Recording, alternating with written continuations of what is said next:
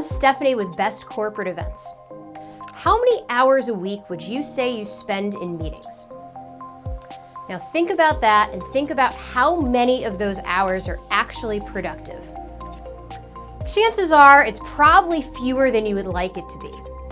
Our Managing Meetings class can help with some of those productivity issues that you're probably running into.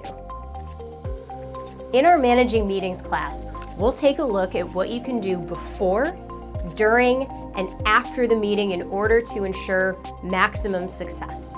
Before the meeting even begins, you should be looking at, are the right people attending? Do we need to have a meeting about this topic right now? And are participants getting the information that they need so that they're set up for success when they sign on or walk into the door?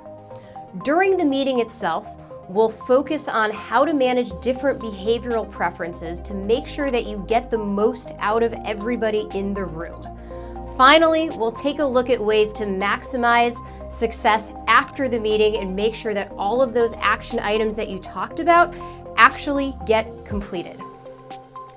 If you feel like your meetings have gone stale, contact us at Best Corporate Events and we are happy to schedule a meeting to talk you through the class.